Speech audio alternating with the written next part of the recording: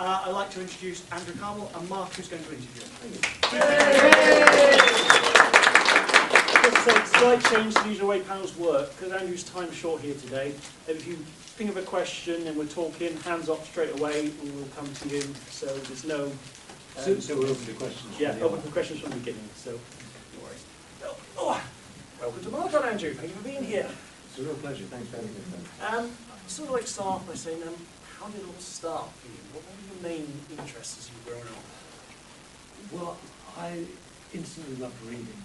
I never wanted to be anything except a writer. I learned to read stories. But science fiction was absolutely my passion. And I loved the golden age writers who are perhaps falling out of favour now, but I think most people in this room would remember them. Robert A. Heinlein, Lester Del Rey, Marie Leinster, Isaac Asimov. Asimov came on a little bit later, and Ray Bradbury and Martian Chronicles were just mind-blowing. So all that sort of great stuff. At a local public library, this was in the days when they weren't shutting down libraries, which I think is an evil thing to do. I had so much of my life and my knowledge was formed. I had a great deeply abiding love of libraries. I always remember the first time I went into the library, my mum pulled a book off the shelf and she said, "Oh, I think you like this." It was Have Space, It Will Travel by Robert A. Heinlein. And from that moment on, there was sort of no looking back.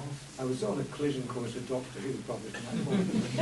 Was it a particular style of sci-fi that you went for more? No, I had a totally open mind. At a certain point in the same library, it was the Fort Garry Public Library in Winnipeg in Canada, I ventured into the grown-ups area. Like there's with the adult books, when I found a science fiction anthology called Dangerous Visions, edited by Armadacon, which is mind-blowingly good. And I would have been quite young then. I'm not sure I was even a teenager. But that you couldn't get anything more different from the very solid, excellent juvenile science fiction that I've been reading than this fantastic. It was cutting edge. It was often obscene. It was psychedelic. It was crazy stuff. But so I loved that too. I just want to add one more to my childhood. I loved Andre Norton. Wonderful science fiction. Particularly a book called Storm Over Warlock, which I still read to today. Because I could read that, but I could also enjoy all this, what was called the new wave of science fiction, late 60s and early 70s. So I didn't have any particular genre or subgenre. I read Tolkien, the Lord of the Rings at quite an early age. I thought that was fantastic. So I read science fiction, fantasy, horror. Actually, probably not horror until later on, but then it wasn't such a thriving subgenre as it later became. Is there anything you read in your youth that you reread as you got older? Yeah, I've read Lord of the Rings about 3 times, I think now. Last time, because when the Peter Jackson films came out, I reread it. I was amazed at how well it stood up after all these years. And Dune, I reread quite recently too. And Watership Down, boy, that was amazing. What a great book that is. It really stands up well. Fantastic piece of storytelling. Thrilling, wonderful, suspenseful writing. I loved it. So when was the moment you decided that writing was where you wanted to go? Was there a particular book that set that fire? No, I couldn't. So probably when I graduated from reading the sort of kids' books they give you in school to see Spotlight, like it's different in this country. There's Dick and Jane and Spot in Canada. But when I moved on from that to proper storybooks, at a very early age, I started keeping a list of titles of books I was going to write as a little kid. They're all science fiction books. So really, it's from a very early age, certainly from the age of 5, I wanted to be a writer. So what's your first professional work? First professional work as a writer? Yeah. Oh, that's an interesting question. The first piece, before I got hired for Doctor Who, I bought a book called Writing for Television by Malcolm Holt, the Doctor Who connection there, and it was full of sound advice, but it was describing a world of television that was already beginning to go, like an oasis that was drying up. It still applied, but it was sort of in the last throes of the golden age of British television drama. Because the notion was that you wrote these one-off plays. They used to have something called a play, which is essentially a film, and every week there'd be several slots. So that was the way in for writers, these one-off stories. So it was advocating that, but even by that point, that sort of, the one-off play was pretty much dead, and it's mostly series that were happening. So I sat down with this book. It's unbelievable. Now, I had something called a Brother electronic typewriter, okay? And this had a one-line memory, which means you could type a line, and before you push the button and committed it to paper, you could edit that line. This was the cutting edge at the time. And you could feed the pages through automatic edit. anyway, it was an extraordinary device. So I had that, and I had my little book, and I was still using carbon paper at this stage. That's right. I actually had carbons in there.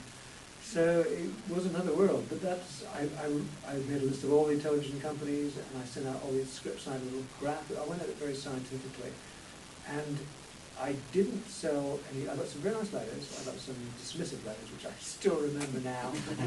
How dare they say that about the stuff I wrote? But and I didn't sell. But what I did do is I got invited into the BBC, which in those days ran a wonderful thing called the Script Unit, run by a really nice bloke called Tony Dinner. And you came in, and the idea was to encourage new writers. So you came in and you met other people who were on the same level as you were, aspiring writers. Amongst them, people like Ian Briggs and Malcolm Cole, who were actually in the same room as me. We used to sit together, have meetings with sundry other writers, and we would read each other's scripts. And it was a great validation, and it was really useful for networking. But what it didn't achieve was it didn't feed into professional television, because although in theory Tony Dinner would try and get us writers onto proper shows, there was a disconnect there, as there always will be. So there was no real pipeline into the BBC proper. We were within the BBC in sort of isolated unit. But what it did for me was Malcolm Cole told me that he had an agent. I said, well, how do you have an agent? Because everything I'd read said, you must sell something when you get an agent. He said, no, that's not true. In exactly the same way that you're targeting producers and sending scripts out, just target agents and send your scripts out to them, these unproduced scripts. And lo and behold, thanks to his advice, quite shortly after, I did get myself an agent, and Richard Wakely, who got me the job as script editor on Dog 2 a year or two later on. So that's a roundabout way of answering your question, because once I had an agent, he managed to sell some of my scripts. And there were two, they were pilots for TV series, and one was it was basically a heist movie about school kids who were taking in those days it would have been their A-levels, and the idea was that they were going to break into the examining board and steal the papers in advance. So it was, and it was quite a nice little conceit. So it was a heist movie set amongst school children, and so that sold to a production company. And they also bought a grown-up script I'd written, which was about about graduates who couldn't find a job and cynically decide that they're going to make a fortune by founding their own religion. Not wishing to mention somebody like Ron Hubbard or anything like that, but it was that kind of idea. So both those scripts sold to the same production company. So that was my first, and that was the year before I got on Doc 2, because I was just beginning to think I'm not getting anywhere as a writer. And these scripts sold, and that encouraged me, and then a year later, I got the job on Doc 2. It's interesting, the openness of how you can submit stuff back then. It's often said that's like the golden age of television. Do you feel that was, or was it just a nostalgia? In some ways, it was a golden age of television. Is this doing anything? Yeah. Is it okay? Yeah. In some ways, it was the golden age of television for various reasons, but I wouldn't say it was easier, because I remember a story about a writer who wanted to get on Danger Man, that half-hour Danger Man, so it was Patrick McGowan. And he kept sending in all these scripts, they just rejected them. So he had a friend who was writing for Danger Man. So what they did is they took one of the aspiring writer's scripts and put the name of the established writer on it, instantly sold. And they did this for another name, confessed that this other guy was writing the scripts. And so that's how he got in. But it was a closed shop, just simply because the guy didn't have the right name. And that was pretty complex. The fellow who did this trick and got in then became one of the most successful television. Michael David Butler, one of the most successful television writers in the business. But that just goes to show it wasn't really all that open. What was good though, the reason I'm still using the term golden age, is because if you had a script editor and he decided, it was usually he, but sometimes very notably a she, Deborah Pope, was a very distinguished script editor, when they decided that they wanted to get you on the show, they probably could, and so you'd have a script editor and a producer, and that was it. And these days there's way more grotesque heads on the totem pole, and they don't really contribute anything, I don't think. And the script editors have lost their autonomy. You have some, they say you have showrunners in this country, but you don't really, because the American showrunner has way more power than anybody in this country referred to by that. So the British TV drama system is rather in the doldrums at the moment, because they've got rid of the old script editor. There's somebody called a script editor, but they're a glorified secretary now, sadly. So you've got rid of the old script editor, and you haven't introduced a better system. You've just got more cooks in the kitchen interfering. So it's not great now. So in many ways it was better then, but it's still very tough to break in. It's like winning the lottery, I think. But when you had your first professional work taken on into production, how hard is it as a writer to let go of that piece when it comes away from you? Well, I was very lucky because although I've written a lot of scripts, and as I say, sold some, none of them actually got made until after. And when I was on Doctor Who, I was sort of obsessed with hiring other writers. What I should have done, in retrospect, was just commission myself and written loads of episodes, but I didn't. So it was only afterwards I thought, God, I haven't got any of my own stuff on. So I wrote for. I then became script editor for a TV show called Dark Knight, which has nothing to do with Batman at all. Okay? But it was sort of a cheap sword and sorcery series shot in New Zealand on a shoestring budget, but very effective. At the time, they were doing The Lord of the Rings there, and so New Zealand had this wonderful pool of talent that developed, and also the exchange rate was phenomenally favourable. So they were shooting these very cheap episodes of the sword and sorcery series, which is basically sword and sorcery Ivanhoe. And I managed to wangle my way into becoming the script editor of the second series. And so I rectified my mistake with Doctor and immediately commissioned myself for several episodes. So your question was about letting go of the scripts. Well, in a way, I didn't really have to let them go because, like, I knew the guy who was directing them, Keith Claxton. He'd been one of the writers, and I'd worked with him as a writer on the show. So I knew him. I knew the guy who was producing it. So it was like, I won't use that old cliche about it being like a family, but it was like a group of people I knew, and I suppose they were like buddies. So it was all the people I've been working with in another capacity were doing this. And in fact, it was great. They would talk to me about how they were planning to do a shot or something. And it was really, really nice feeling. So I haven't had to, I suppose I have had to hand over stuff on my books, for instance, on my Doctor Who, The New Adventures.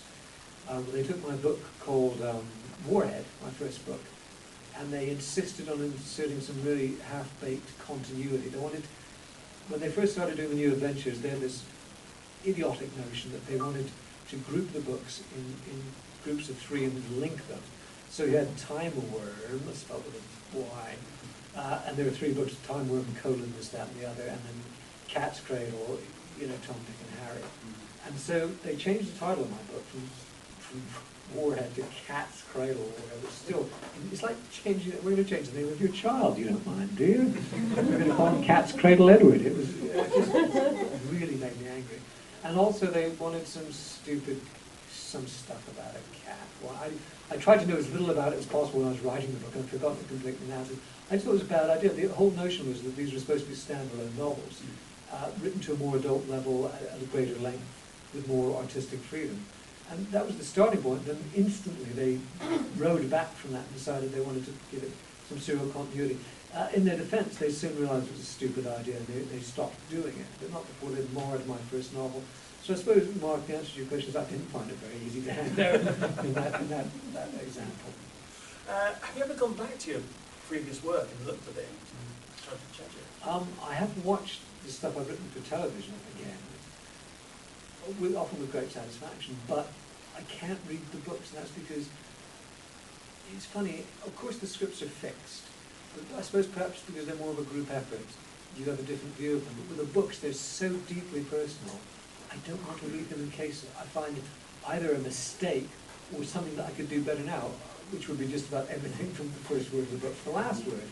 And you can't really change that. And I suppose we're now entering an era with electronic books where you can, but I'm not sure that you should, because I don't know if anybody knows Frank Frazetta used to do these fantastic paintings. He used to do the cover art, all the famous cover paintings with Frank Frazetta. He's this great American artist, commercial illustrator, but he'd go back and change the painting. So you'd have this painting that you'd seen as a paperback when you were a kid, and then you'd see the version of it that was sort of the definitive, and he'd gone back and repainted some of it. And it's like also like the Orson Welles film Touch of Evil. They re-edited it and took the music off it and re-released it. And I think that's fine as long as the original is always preserved. But as somebody, as an early adopter, I think it's horrible that they then change the work and you go back to it. So if you were able to change books, I'm not sure that you really should.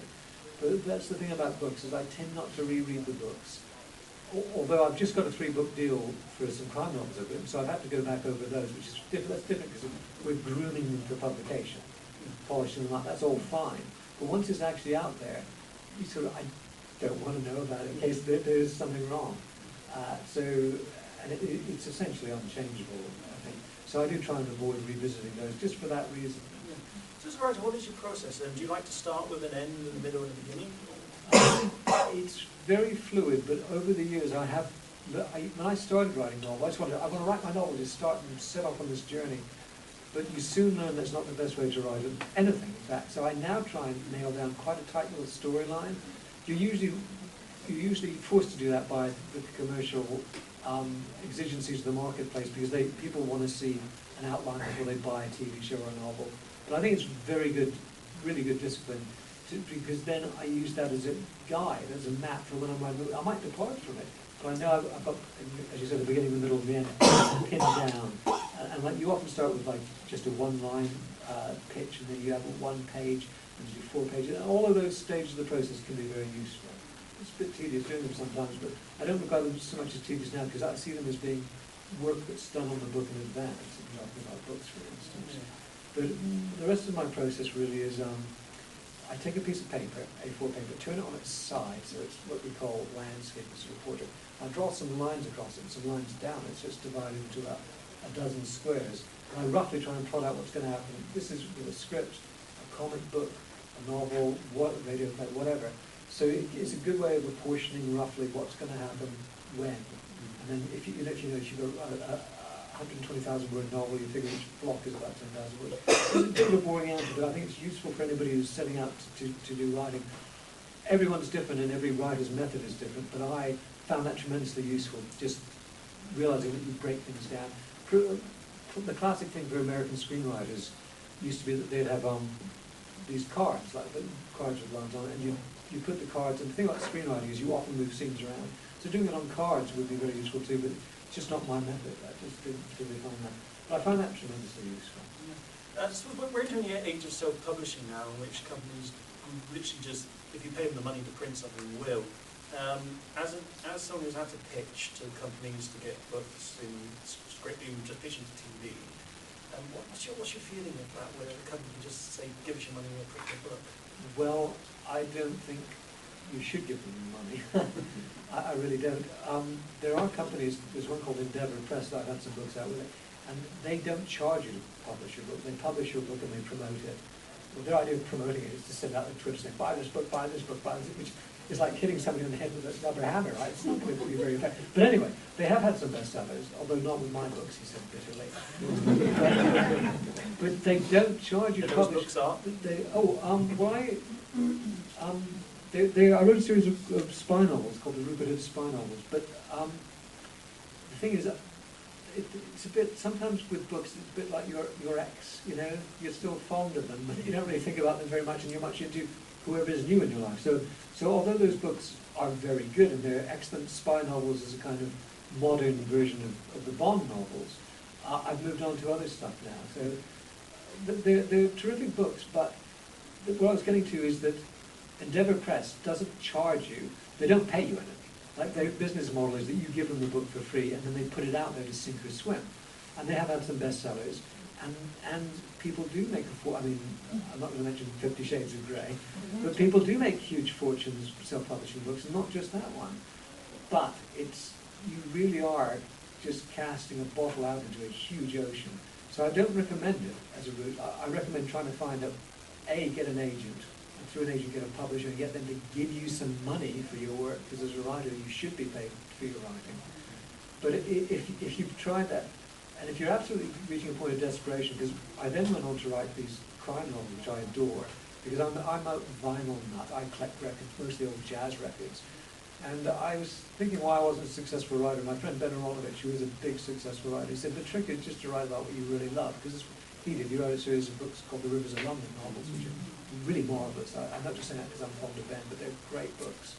And he's a big, big success. The new book's just been published, and he's doing a book tour, and he's a big best-selling author. And he said, I just wrote what I really loved. I wrote the kind of book I liked. I wrote about what I knew and what I loved.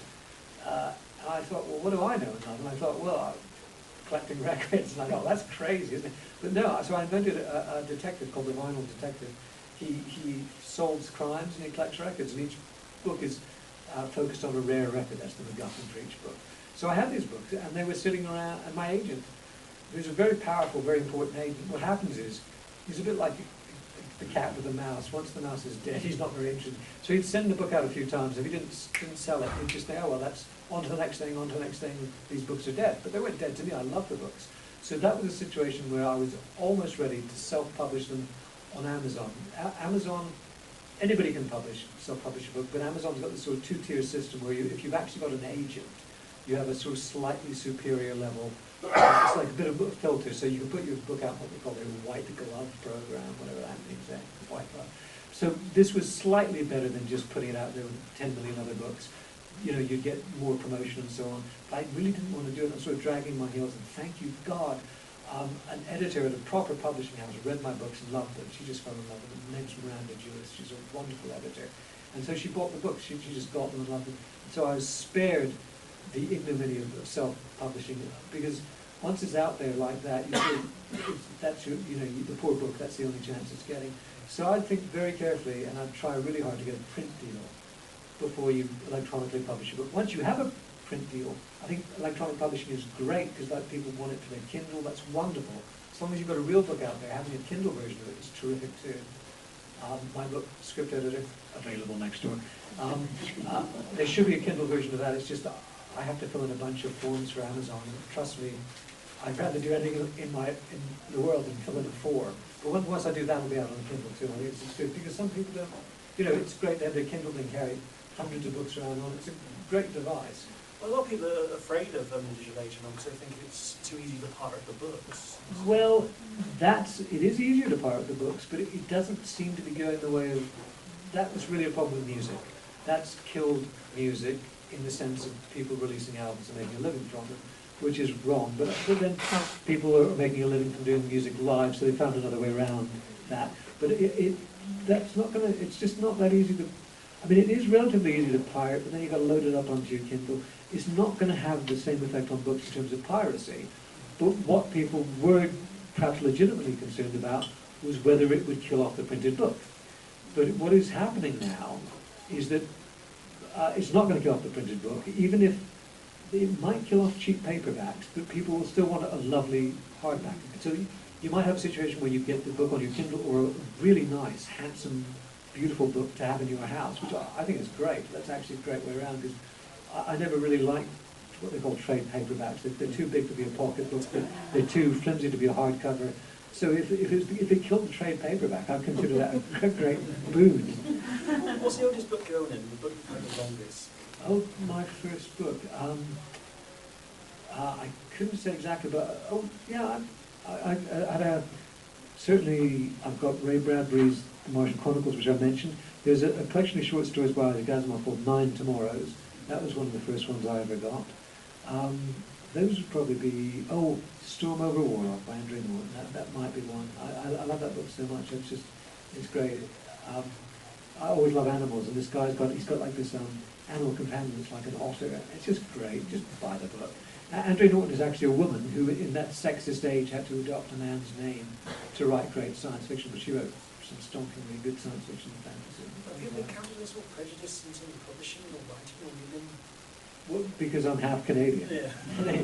They might not want me. Go around the back, right? The thing about... So like they know you're a TV writer or you can't write novels? Oh, no, in fact, if anything, that opens doors. But if they don't like it, it'll open the door for them to have a look at your book. But if your book isn't exactly what they want, they're just not interested.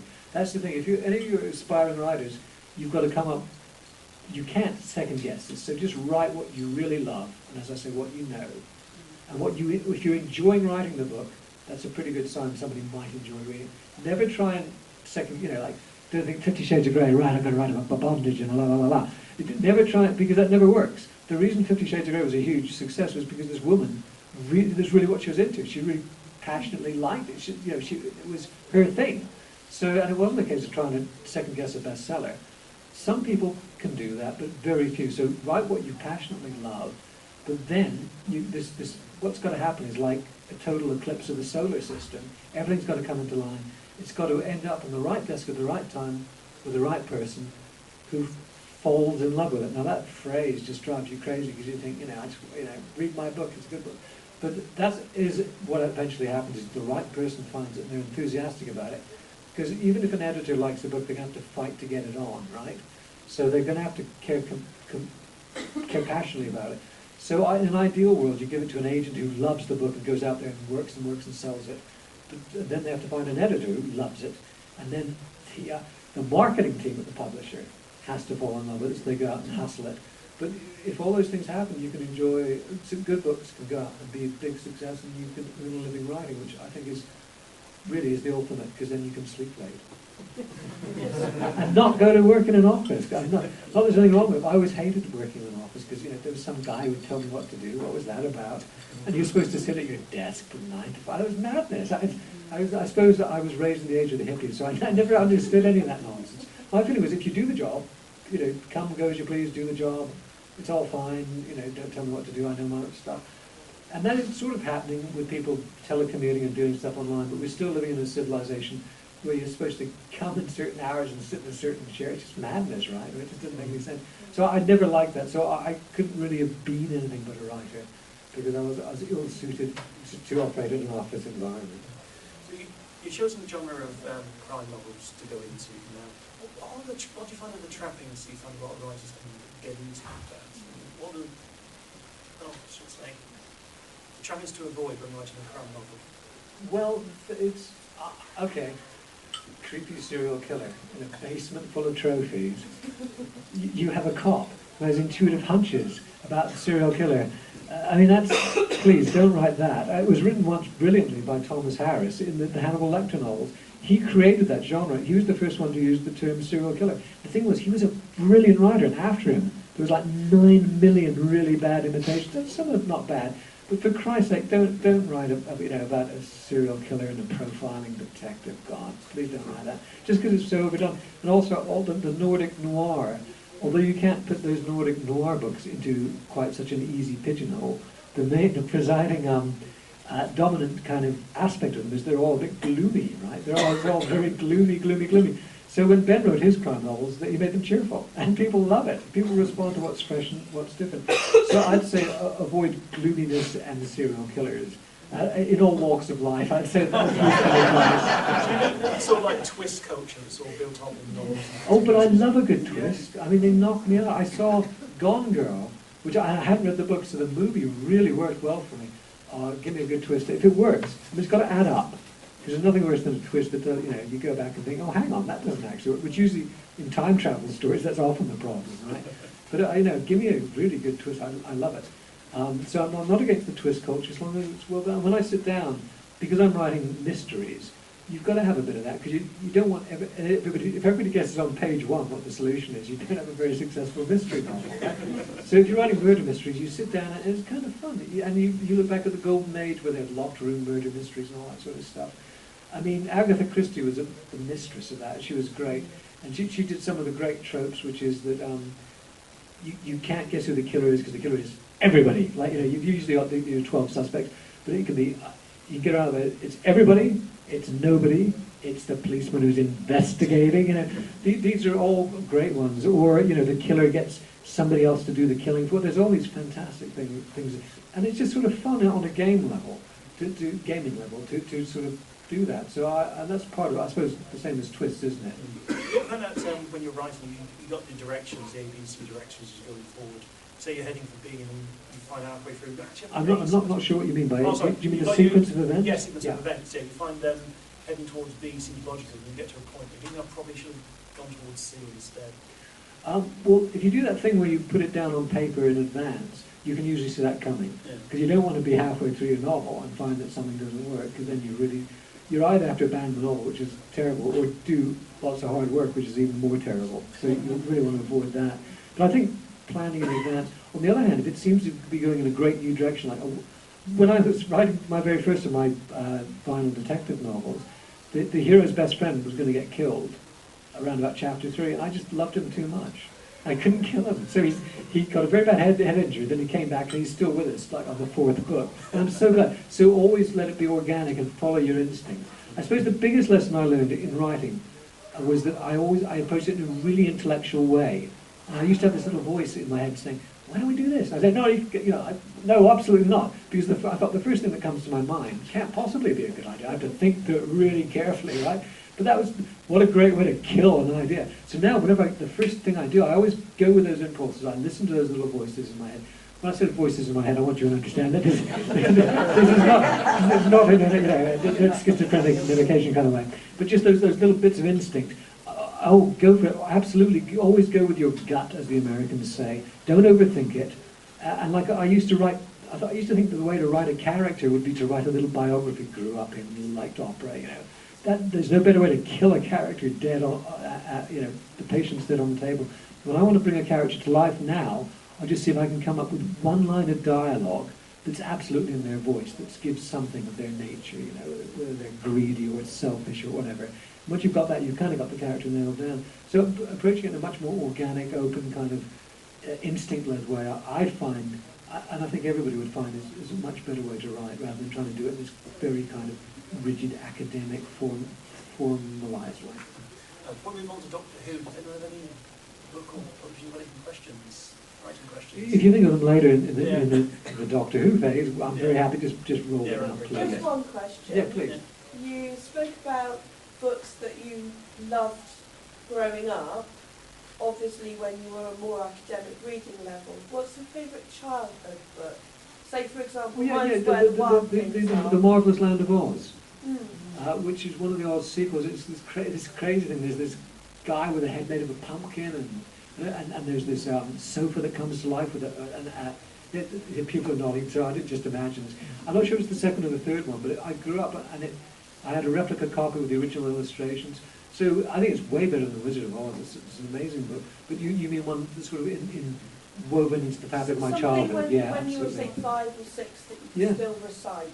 The Night Maximum is Wolfsuit, I can't recite anything. It's terrible, isn't it? Well, actually, you're talking about the kind of books that your parents read to you. There was a wonderful book. It was called Bill Frog to the Rescue. And it was about this frog who rescues Christmas. And it's out of print now. And so people are on eBay bidding for copies. But someone should bring that book into print. Because it was my brother who reminded me that it existed. This lovely book. But it was, the pictures were half the beauty of that book. It was beautiful colour illustrations. So that's, I'm not sure who even wrote that book, because I was just a kid. I didn't check the copyright notice on the page. But yeah, so that might have been Bill Frog to the Rescue, I think. So that was one that I grew up with. And the Oz book, these were from my childhood. That's on the back of my head. Nice. Just as somebody who occasionally what would your advice be to somebody who A, has no time, has only time when he's doing other things, and B, can only focus when they're locked in a room with nothing else apart from a piece of paper and a Do you really find that you have to be locked sort of in that situation? I tend to find that I get distracted far too easily. Well, So maybe it's because I'm a bit writing reports. I would start by getting one of these. It doesn't have to be a moleskin notebook. But then you can just jot down, because it's crucial, because you often have great ideas and they're just gone. You think, oh, I won't forget that, but you do. So I jot down names for characters. Well, that's the other thing. A name for a character is incredibly important. That's one thing I've learned. Once you've got a good name for a character, that's half the battle. It really is. So jot stuff down in a notebook. Finding the time. I'm allegedly a professional writer, and I just had a great idea the other day, and I'm trying to find, I've got it in the notebook, but getting it onto the computer is not going to be easy. So maybe if you had a tablet computer, or one of those phones that are big enough to do that on, that would save you that second stage of the process. But write it down right away, and try and just create some time. Just, you have to do it. I mean, the secret of writing is writing, and then writing stuff that's not very good, then you write something else. And I wrote 3 or 4 novels that have been discarded, which it's great that I did that, because they were fantastic practice. Now, that sounds a bit daunting, but on the other hand, what else are you going to do? Do you know what I mean? Like, or if it's screenplays, TV plays, radio plays, just get your feet wet, write something. Why don't you, if I was you, I'd just try and write the world's shortest short story. There's these things, I forgot what they're called, but they're 100-word short stories. You've got to travels. Yeah, exactly. Yeah. Anybody know why they're called travels? Yes, it's the name I came up with. Nothing to do with Margaret Travel. Yeah, so I had to do one of those for a charity thing. So why don't you just try and do that, then move up to 250 words and move on? Because they're quite interesting, because you have to have the beginning, middle, and an end, even in one of those.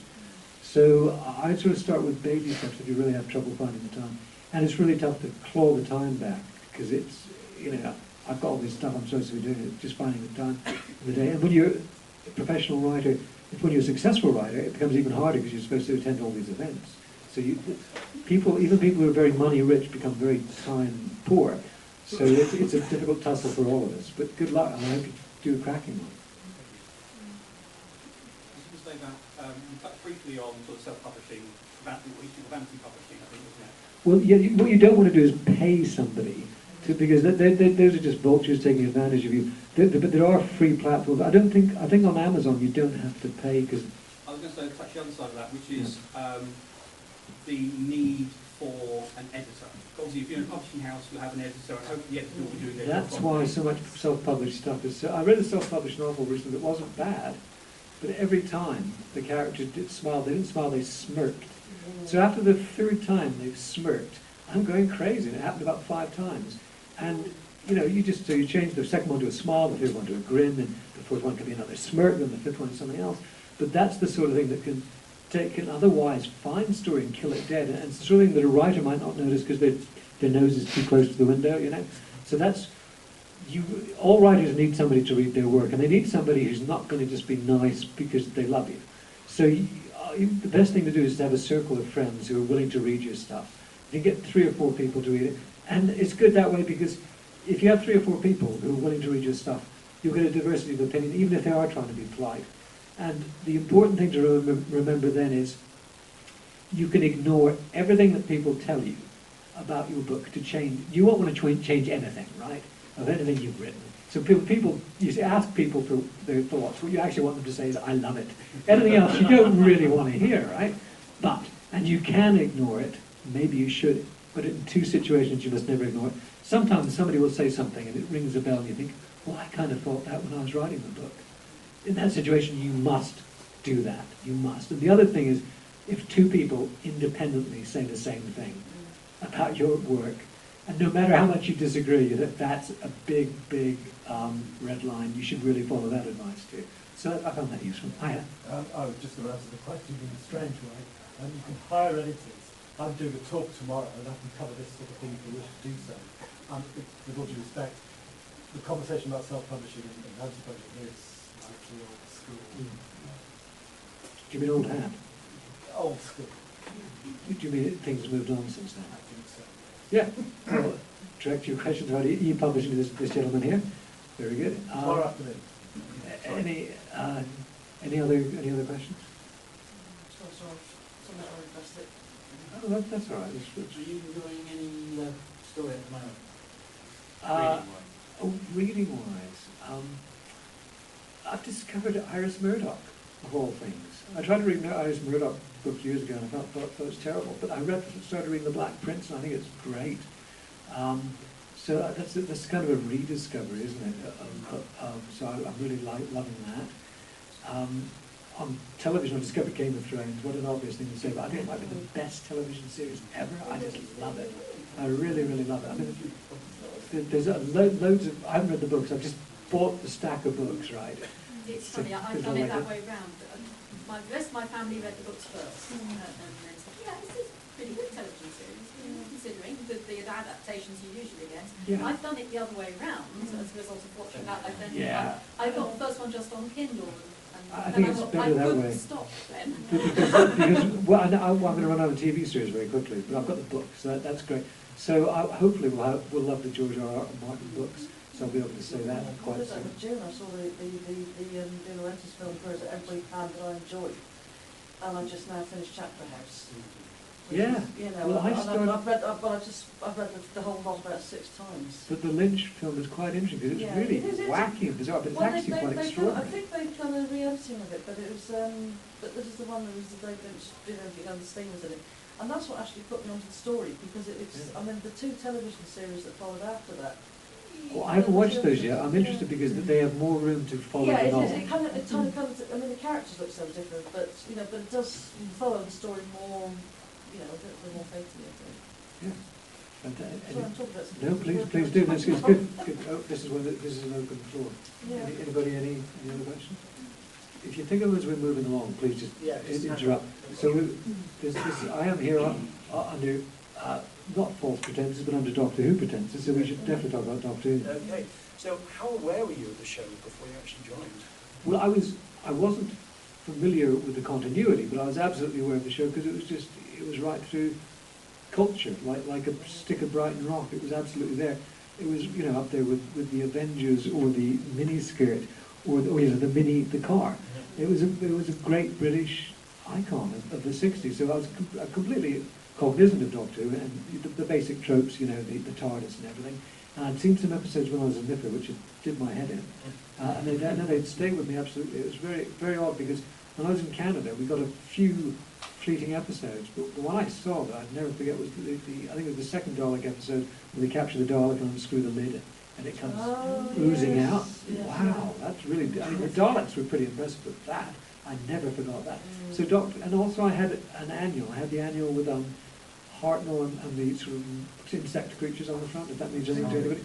Yeah. So and I'd read all the stories and that. So I was, as a kid, I had it died into me. It was wonderful. So I was completely aware of Doctor Who, but I hadn't been watching.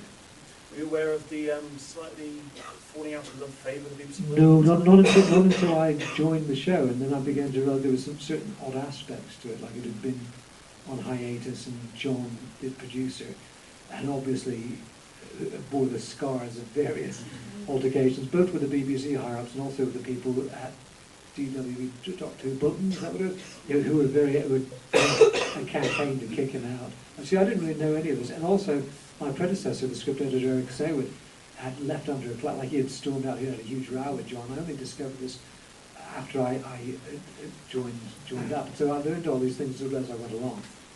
Did you sort of find something left over from Erica's drawer when you reached Oh, this is the famous story because I couldn't open my desk drawer, which was Eric's desk drawer, because he stuck the key in it and snapped the key off. So I began to get the impression that something had gone on. So I got those days you called for the BBC carpenter, this little man with a trolley. He came in and he opened the desk and inside was a torn fragment of script and this wine glass with some red wine stains were rolling around in the drawer in a kind of sinister fashion. And so I like to think of Eric tearing up the script, finishing his glass of wine, chucking it in the desk drawer, shutting the drawer, snapping the key off, leaving the office. That's probably a pretty accurate picture of his last moments in the job. How far in advance were all the stories and scripts when you joined? There wasn't. There was, John had commissioned the first episode of the first story, which was Time and the Rani. No, it was a Strange Matter, later to become Time and the Rani. And I don't think we had the first script when I joined. I think it arrived shortly after, and my heart sank when I read it, because it wasn't my cup of tea at all. But so the answer is, there was one episode sort of being written when I arrived. That was it. And we had these sort of like areas for each stack of scripts, and these areas on the desk were just empty. But they did begin to fill up, and that was a great feeling as they began to fill up.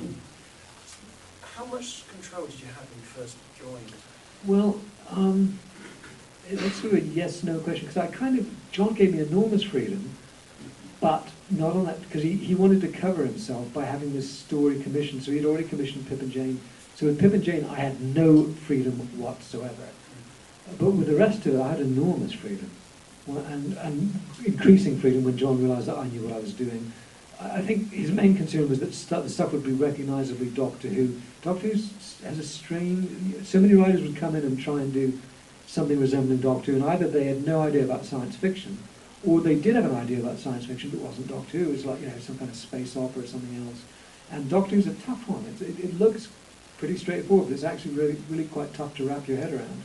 And of course, you might have fans who wanted to write for the show, but they're too close. They're too close, too intimate with it.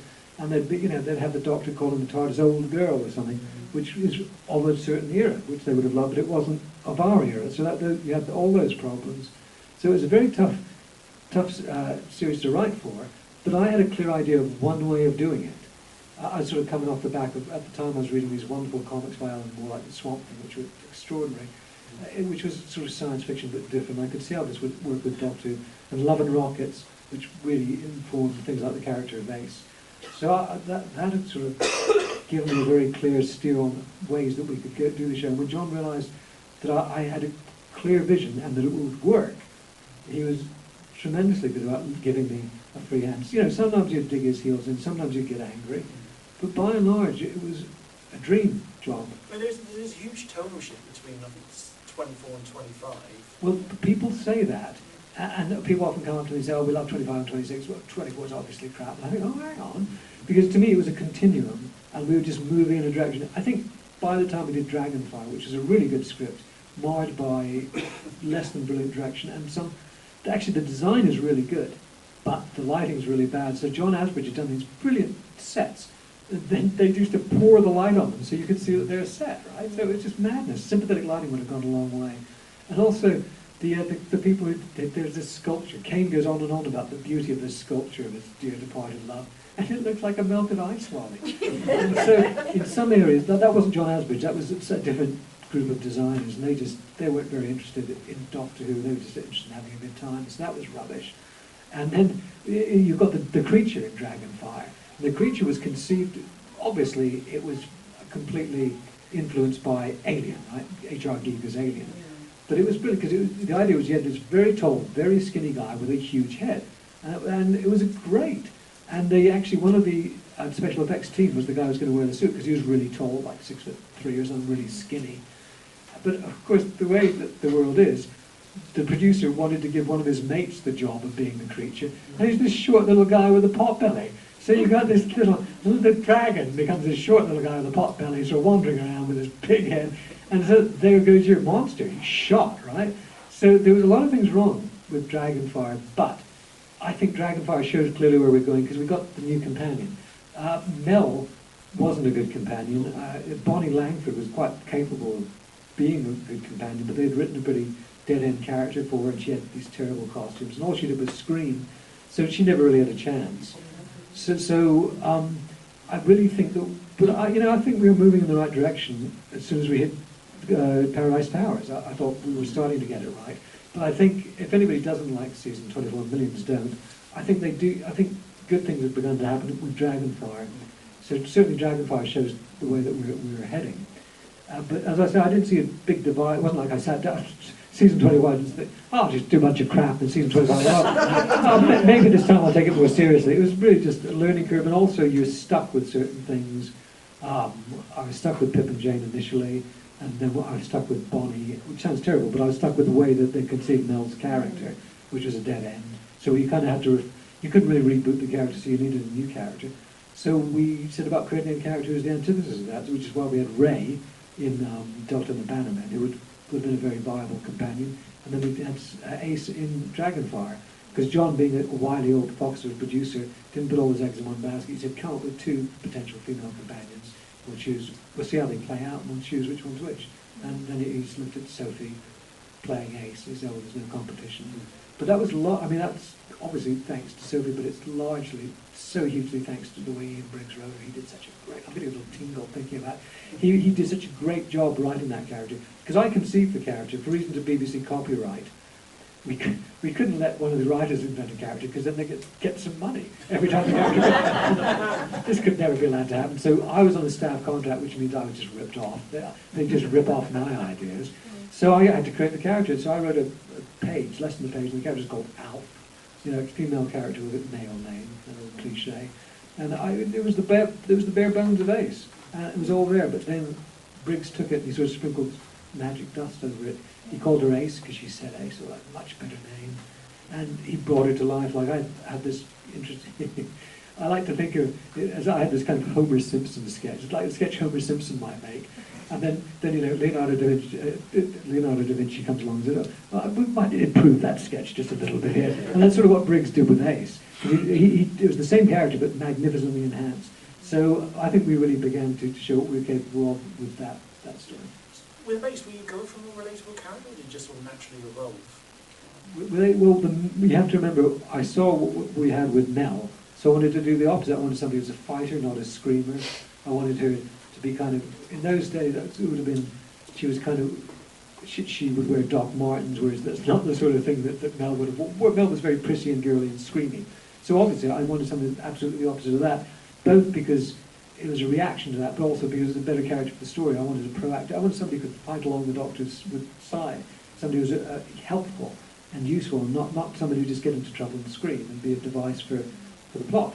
So I don't really think about her being relatable. I thought it was more in terms of story terms, making a more original character and a more useful character, and much more proactive is a terrible word. I always say kick-ass, a much more kick-ass kind of character. How about the development of the Seventh Doctor as well? Again, that's the tonal shift in 23 and 24 and 25. Yeah, that seems to be one of the main differences. Yeah, but that was a case of learning what we're doing. I realised that, I mean, Sylvester came on, he was playing the spoons and doing pratfalls and stuff, because nobody knew what to do with the character, and Sylvester's a very gifted clown. But I realised very quickly that that was one of the things that had gone wrong with Colin's character, because Colin's a terrific actor, and that character was potentially great if they hadn't given him that horrid costume. Right? But part of the problem with him, and also with the Davison Doctors, that they were too passive. They were both terrific actors, but they used to come along and they'd get into trouble and things would happen to them. Oh yeah? Got a question. Yeah, please. Prior to being Lieutenant, my all-time favourite was Tom Baker. Yeah. Now, when he was the Doctor, BBC used to broadcast 4, 5 and 6 episodes of Stardust. They don't do that anymore. There's a very good reason for that. The maximum number of episodes that you can do in a wieldy fashion is probably 4. 3 is ideal, beginning, middle, end, 3 acts. 4 is still about the same, because you've got a beginning, 2 episode, middle, and an end. But anything longer than that, it just becomes very cumbersome. And you used to get, if you watch those old stories, those longer ones, there's always like an episode or 2 of padding. They're just not natural length, and they're too long. The only way you could do a 6 episode is if it was really 2, 3 episodes in disguise, I think. So they were not a natural form, and I think it's good not to do them. As I say, you could join like a 4-part and 3-part, sort of give them a link in terms of an arc or something. But definitely you don't want to go beyond 4 episodes, just because it's very tough to. It's not. I'm sure it's not impossible to do one of those well, but it's genuinely very tough. So make life easier on yourself and do shorter series. I think the 3-episode structure that came from the core there is a lot stronger stories, I feel, and it can across a lot better. Because you get that 3rd episode and 4-part run where it's everyone just has to count really advance for that 1 week. Yeah, the 4s worked quite well, but you don't want to go beyond that. You were asking about the development of Sylve's character. I was looking back at the previous Doctors, and I think, well, this guy's an alien, and he's supposed to be a mystery, a complete enigma. That was the original brief for the show, so all I did was put that back in, really. And it was much more fun to do that way. And also he's the hero of the show, so you don't want him to be the fall guy or the patsy or the passive victim of things. He's got to be he's got to go in and he's got to be the prime mover. But basically, the way I always say is, I saw him as the Lone Ranger, because he's got a mask, effectively, because he's a mystery. You don't know who he is. He rides into town, he sorts things out, he rides off, and nobody. Who was that masked man? That's essentially the Doctor, and that's what a great thing for a hero. Oh, yeah. Yep. As a writer. Yep. Don't you feel that a 40-minute episode restricts you on your abilities to actually enhance the characters? You know what? You can do amazing things in a 5-minute short film. So I think that you can do just about anything you want with a 40-minute episode. But having said that, I hate the sonic screwdriver. but in a 40-minute episode, like Mark Platt, who wrote Ghostlight, marvelous writer, he was talking to me about this, and he said, well, that's why they've got the sonic screwdriver, because in a 40-minute episode, you don't have time to do elaborate ways of getting out of situations. So they use it as a device. It's literally a Deus Ex Machina, literally a device. But even so, I would get rid of that in a New York second. I really would. I hate that screwdriver. But you can understand the reason for it, and that's sort of what you're saying about you can't do that much in a 40-minute stories. So that's why they've got that bloody screwdriver. Yeah, Yeah, but I don't think you want it to completely through. It's a machine. Yeah, but it wasn't overused in your era, was it? So I think I think partly it's to do with that. I don't know. It's the one. I think the consequence moment of a single where David episode. Tennant pointed at it, someone tied up and then undid a rope, was the... It's very good for annoying cats, though, the ones with the lights in the air. Yes. Does it project a spotlight on the wall then? It does do a slight beam, Yeah, yes, so you that's can great. hang them up a tree. Hours of fun. And I've got one that's an actual screwdriver, so I've got my daughter's cot together with it. Well, I've been trying to think of the way of writing it out of the series, and I think you might have given me a very good idea. DIY accident. Ed by one. Oh, yeah. When did the Cartmel plan come in? Well, what we were just discussing about both Ace and the Doctor, that was the Cartmel plan, but it only came to be called the Master Plan retrospectively, and I didn't hear that term until I think the late 1990s, and I thought, oh, what are they talking about? And then they explained to me, oh, so I understood, yeah, exactly, there was a plan, but it was never in a manila folder with a, with a seal. I wish it had been there, the Cartmel Master Plan.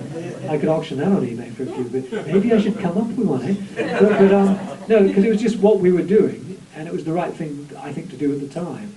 And it definitely was a plan, but it wasn't formalised. But when people talked about it, they gave it this title, which, it's a great title. So I didn't hear about it for 10 years, and it took me another 10 years to work out, oh, it's a gag on the Dalek Master Plan. I'm very quick with these things. And so it's not so much a plan as an attitude. You could say, but I mean, I did deliberately plan to do certain things. Like I thought, well, okay, we're definitely going to make the Doctor stronger, and we're not going to be sure what he's up to. He's going to be the master manipulator and chess player. All that was quite definitely in my head to do. And yeah, and it was the right thing to do. And I'm very proud of it. But it just wasn't quite as premeditated as that name suggests. I'm a fan of it. Oh, thank you. That's very kind of you. When I watch them, all I see is the things that have gone wrong. Like the cheetah people, the guy in Delta whose makeup is cottonwood balls, coloured green, stuck on his face, and people think, wow, how could they get? Why would they do that? And what happens is, me and John turn up on the day, and we, for the first time, see the makeup they've done for that scene, and what has happened, the person who's been responsible for coming up with the makeup just decided to go out in the town, get drunk the night before, come up with it. There's only Doctor Who, we'll bodge something together at the last minute. And John was, I'll get you to, I just have to vent. After all these years I have to vent about this. So John and I turn up, it's the first time we've seen this. John's furious, and he gives them hell. But we've got to shoot that scene, but there's no time. So they shoot that scene, and they tells the director to feature as little as possible. Then in the next scene, the makeup gets a bit better because he's given a bollocking to the person responsible. But they don't understand what they've done, because then I go for the big press screening, and I'm sitting there with Don Henderson and his wife, and Don Henderson, a fantastic actor, and there's a lot of good things about Delta. But the very first shot, and we're sitting there with the press in a darkened room, and it's this is a big press launch. And the first shot, you get the guy with the green balls on his head, and beside me, a journalist goes, and you think, I can't blame them. It is ridiculous, but we worked our asses off, and this was just one jerk did this, and then the journalist goes, right, Doctor Who, terrible makeup, it's all rubbish, and what can you do, buddy? Anyway, thank you. I was going to say, how do you feel now about how it's developed since its rebirth with, since it's come back and it's new? How do you feel in yourself about the character's development? Oh, well, I love the fact it came back. I love the fact it's a huge hit. Like, take that, BBC. You tried to kill it, you couldn't. Yeah. But also, I think that they, what Russell did was he had the great Time Lord. Like he understood. I understood that we had to get rid of the Time Lords in a sense. So I said, oh, the Doctor's not really a Time Lord. He's something more than a Time Lord. So okay, that's the Time Lord's dealt with. He had a different approach. He's like, just wipe them out. I like that. I mean, when I was working on the Virgin New Adventures, as I said, I hated the fact they used to saddle me with continuity. So they decided, we're going to come up with all these companions, and you're going to sprinkle them through your books. And so they said, what do you think we should do to improve these new characters? And I wrote 2 words, kill them. and I meant that. So that's sort of what Russell did with the Time Lords. But the thing is, so that was great. So clean slate Doctor, he's a one-off, no baggage. But the baggage started coming back in really quite, and he's got so much baggage now. They seem to have painted themselves back in that corner, which I don't think is necessary. I mean, you could see that coming a mile off, and you could have, how many series are we into now? What series? The eighth one for the Yeah, new, but you can easily be into the 8th series without having to resort it to the Time Lords. You know, they're not doing that many episodes. There's lots of great stories in which the Doctor could just remain a standalone enigma, and you don't have to bring in all this sort of canon stuff. I think that's the mistake they're making, because suddenly he's got all these trappings again. Yeah, I have to so much agree with you. It seems to be that Russell T Davies and Moffat both said we want to not be tied down by continuity and all the baggage and things, and yet they seem to be bringing it back. It's because it's different when it's your own baggage. That's what I've discovered. Your 2 series, or 3 series, but I'm afraid I'm the candidate. Yeah. There's 2 of them. 2.1. You see, okay. You have genuine mystery, but if one follows the Cartmel family, it was going to end up with sort of lung barrow type of thing. So were you going to bring in continuity and stuff on the same Well, problem? the thing about lung barrow is lung barrow was never really going to happen because it was just too expensive, too abstract for television. But I was never going to do the thing that we said, oh, the Doctor is actually this, because then we're back in square one. I would have said, oh, the Doctor is not what we think he is. What is he? Well, it's the title of the show. It's a question. So, and Mark would have been happy with that. Well, I certainly could have done a really grand Gallifrey story with Mark in which we disavowed all the old canon, but we wouldn't have put ourselves into a new straitjacket. That wouldn't have happened. Although actually, Victorian straitjacket would be a great thing in a Doctor Who story. Victorian Mass, yeah, all good stuff. Well, thank you. Good. And I wish you'd had another series. Yeah, but actually, there was something else I was going to add to that. I've forgotten. I'll think of it in a minute. Yeah. Hello. Thank you. It's a simple question. The famous ace beating the crap out of the Dalek with a baseball bat. Who wrote that? Oh, well, Ben Aronovich totally wrote that, but it was such a great... Why is there a question over that? Well, simply, I'd like to know. I was hoping it was you. Well, but you see, me and Ben would have sat down and discussed the whole story, and I'm pretty sure that all that would have been Ben's. But I might have said to him, why doesn't she beat the crap out of him with a baseball bat? And he said, that's great. But I'd certainly never take the credit for that without knowing for sure. But it was such a collaborative effort. I loved everything he did and just approved of everything he did. The best thing in that story was unlimited rice pudding. I'm reading the script, right?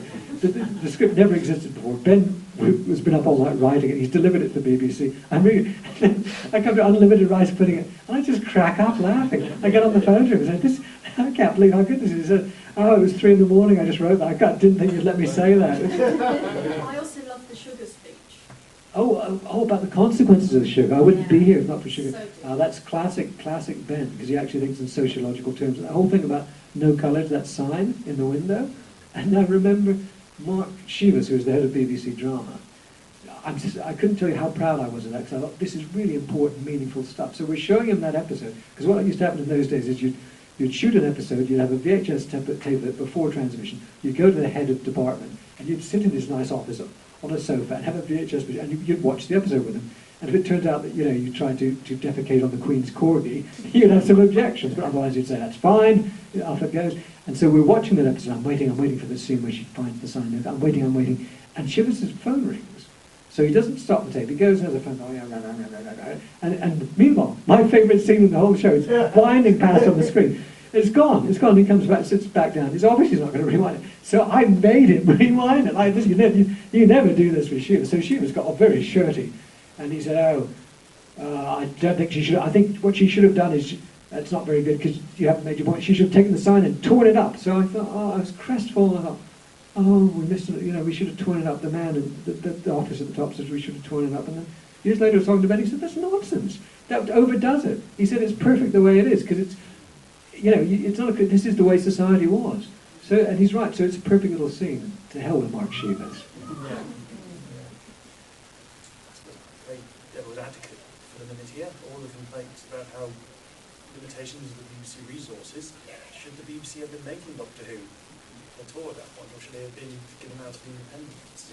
No, why give it to the independents? That's like throwing your child to the wall. That's crazy. It's a great BBC show. All you need is a little bit of sympathetic support in terms of your design team and so on, because the acting was always great. You could make sure the scripts were great. The thing you couldn't control was design and lighting. Because in those days, you got given what you were given. Like, you could ask for somebody, like the guy you knew would do the good lighting, the guy you knew would do the good special effects, but you might not get them, because there was like this, everybody was sort of rotated on some grandiose BBC schedule. So that was bizarre. So I suppose the thing about the private market is that wouldn't have happened, but also I think a lot of the magic wouldn't have happened. The home feel of the show. Well, I don't know if there was a feel, but just the BBC was par excellence. We had such great people at the BBC, all throughout, from the 50s onwards, from Nigel Neal right through to Troy Kennedy Martin. The level of talent was amazing there. And, I mean, you have to remember, I joined that show, I joined Doctor Who just in the wake of The Singing Detective by Dennis Potter and Edge of Darkness by Troy Kennedy Martin. So the BBC, I don't think they've topped those yet. So it was a fantastic period. We were never really invited to the party as Doctor Who. We were sort of the idiot child who's locked in the attic and occasionally let out to get several million viewers. But we were really treated like that. I don't think you can totally blame the news at that point. I mean, the object of the Doctor as a worldwide brand was probably outsider even remit to comprehend. Yeah, well, that was the thing. They didn't understand they had this huge worldwide hit. But also, in fairness to the BBC, John had been digging his own grave because he'd made some bad decisions, like Colin's costume.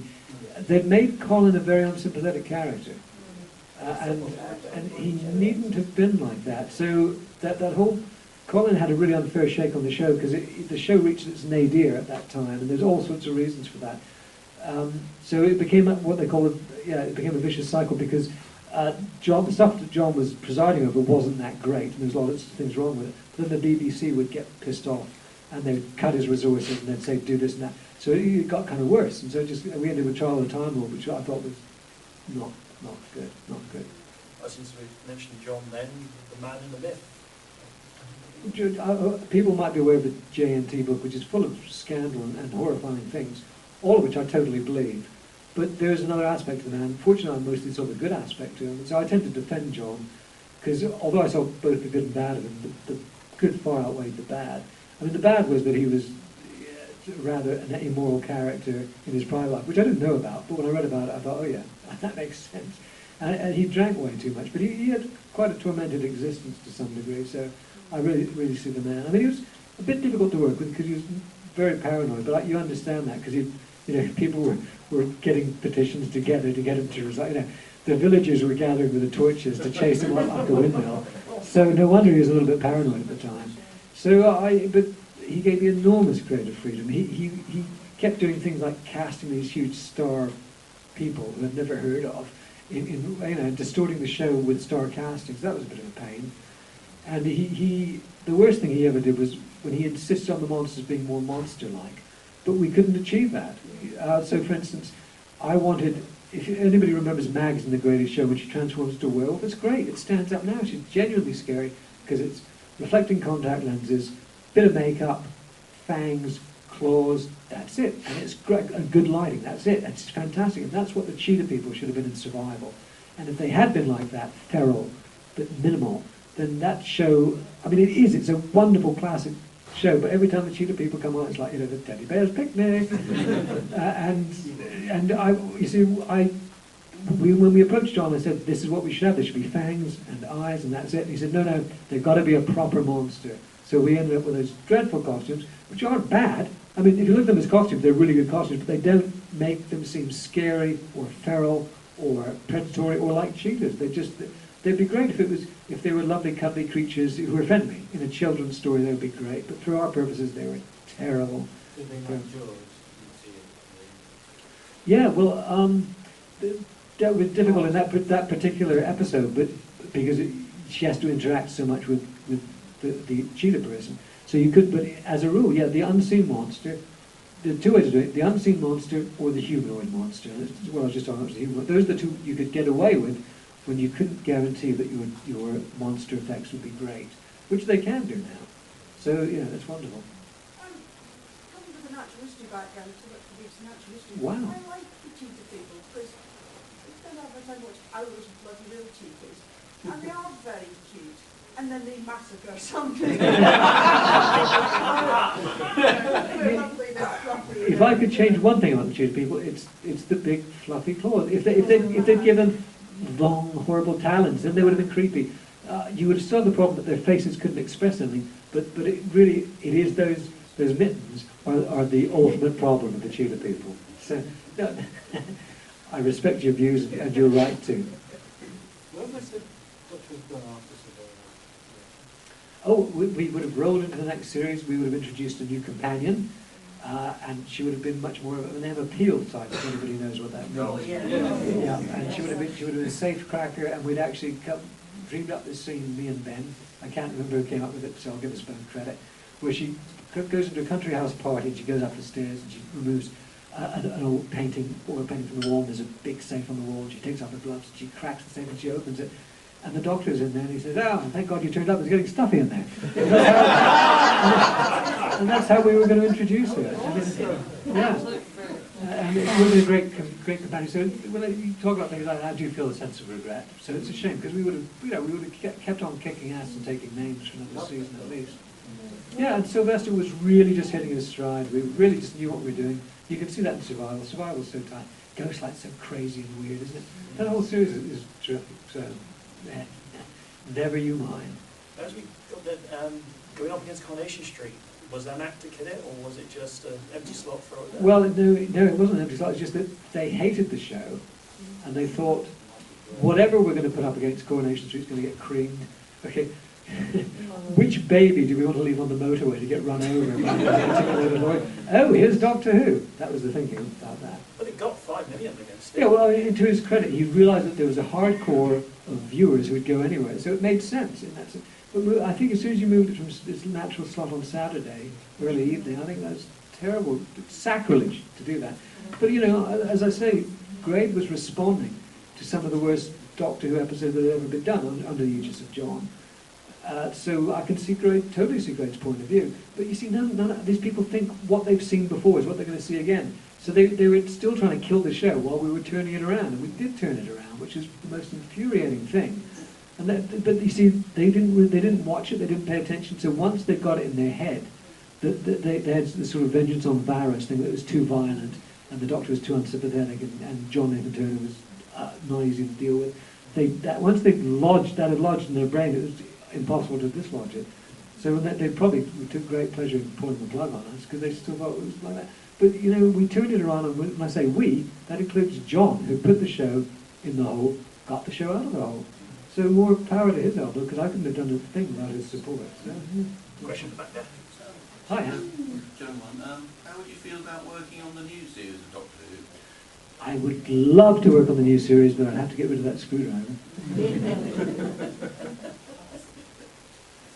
Hold your count.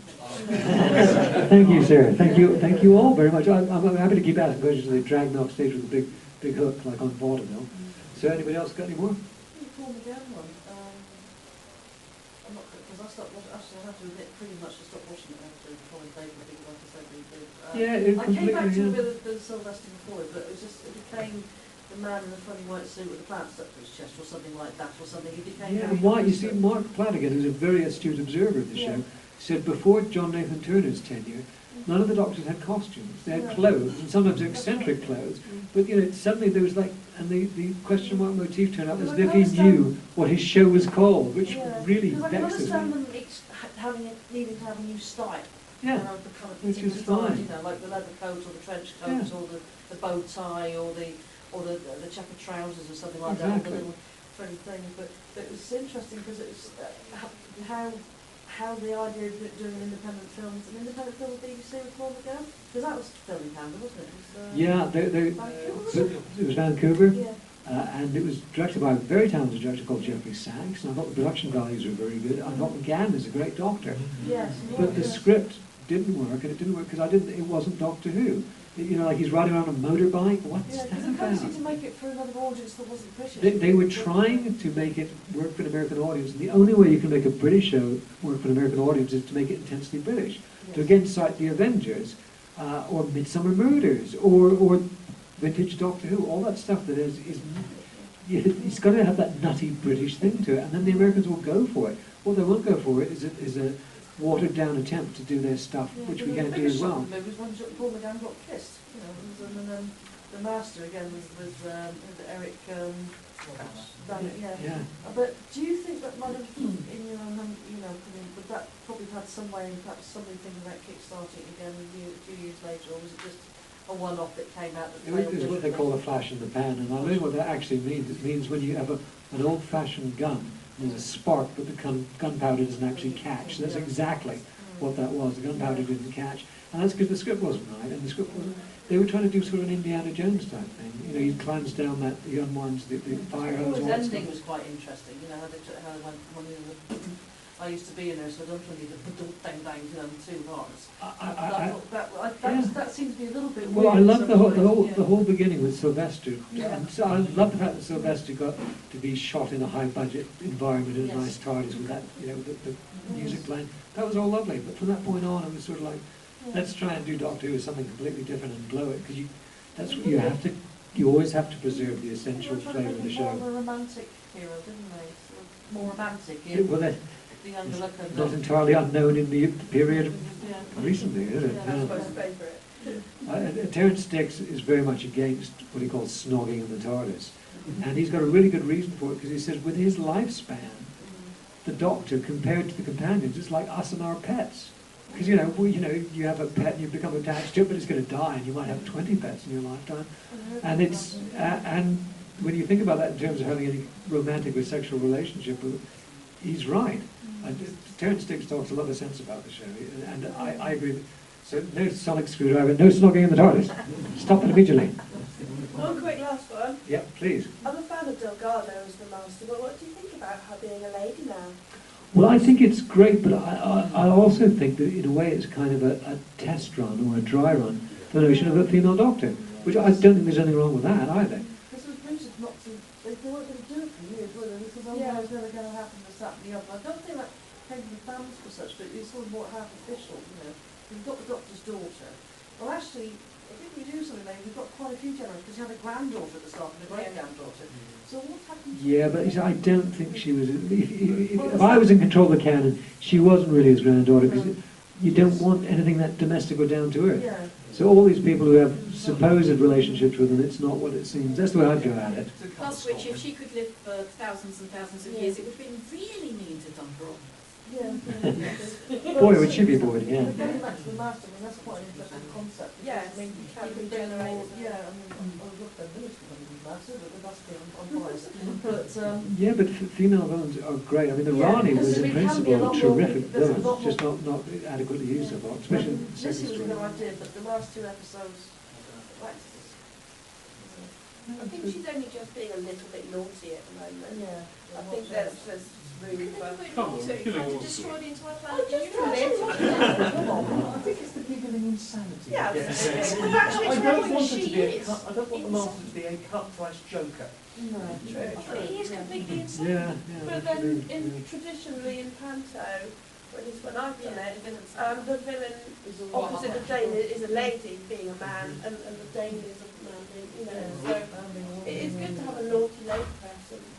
But you can naughty in such a lovely, vile way that it's actually quite... Exactly. Here, here. To say is we're almost nearing our time now, but if you're enjoying Andrew's stories, he has a very good book. Segue. Which you'll try and flog to you, but come and have a chat with me anyway. I promise I don't bite. Great to talk to you all. Lovely questions, folks. Do pop by and have a word. We are back here at, I think it's 3 o'clock for the commentary. Yeah, great. Yeah, so come back in for some more. Yeah. Those stories.